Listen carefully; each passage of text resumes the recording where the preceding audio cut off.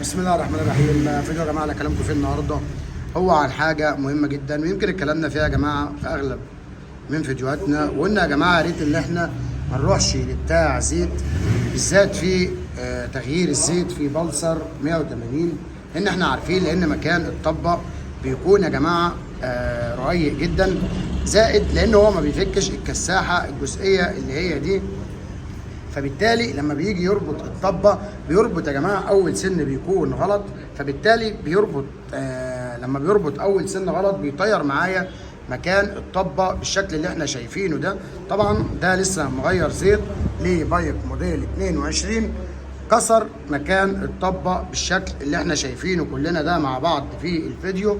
بسبب خطأ بتاع الزيت. طبعا احنا قلنا قبل كده يا ريت ان احنا نغير زيت لنفسنا، ولازم يا جماعه ان احنا نفك الكساحه المسمار الصليبه اللي هو بيربط هنا، علشان لو المسمار ده ما اتفكش ساعه ما هيجي يربط الطبه هيربط السن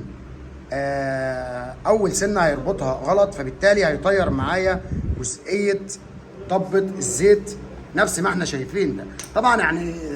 البايك 22 زي ما احنا عارفين البايك 22 هو جزئيه الطبتين، طبه واحده مش طبتين، عكس تماما ال 21 او ال 2020 او ال 16 او الموديلات القديمه في بلسر 22 متواجد طبه واحده في الجزئيه دي. طبه اللي بتكون موجوده بيكون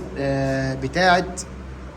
حساس الزيت، لكن هو حساس الزيت مش متواجد ومطببينها بطبه 12، احنا بنقدر نغير منها زيت نفس الطبه ال 14، عكس تماما في موديل 22 الطبه موجود طبه واحده. يعني الجزئيه دي لازم يتم العلاج فيها، لان مش هقدر اغير زيت حتى لو انا معجنت حطيت معجون 2 في 1 وقفلت الطبه نهائي، فيما بعد لازم لما اجي اغير الزيت لازم اطير المعجون، فده طبعا مش هيكون حل نهائي. طيب بالنسبه للكسر اللي موجود ده احنا ان شاء الله هنحاول نعمل ليه علاج بدون ما نفك الموتور او نلحم فيه. طبعا الجزئيه اللي مكسوره يا جماعه كبيره جدا، وده طبعا خطا من بتاع الزيت. طيب ايه الصح اللي انا اعمله عشان اقدر احافظ على منطقه طبه الزيت؟ هو ان انا اغير زيت لنفسي يا جماعه، اسيب الموتوسيكل يبرد خالص، وبعد كده افك الكساحه المسمار الصليبه اللي هو متواجد في جزئيه الكساحه، هفكه وبعد كده هنزلها تحت بالشكل اللي انا عامله ده، وبعد كده هفك طبه الزيت. طيب طبه الزيت يا جماعه المفروض ان انا اما اجي اربط لازم اربط الاول بايدي، ما ادخلش اي بيبه او حاجه عزم زي بيبه عزم ان انا ادخلها واربط على طول، لازم ان انا اتاكد لان الطبه دي اتربطت بايدي اقل حاجه 3-4 سنات داخل الموتور زي ما قلت يكون بايدي، ومفيش اي حاجه عزم تكون متداخله فيها، بحيث ان انا ابقى انا متاكد بنسبه 100% لان الطبه راكبه معايا في مكانها السليم. طيب ممنوع يا جماعه ربط على الطبه اكتر من اللازم، دي طبه موتور ما عليهاش اي حمل اللي انا اقوم اربط عليها، لان دي مش فرد الكاوتش يا جماعه ان انا اربط عليها، ده دي طبه حديد بتربط في المونيا، فبالتالي ممنوع الربط الزايد على الجزئيه دي، ممنوع ان انا اغير زيت والموتوسيكل يكون ساخن.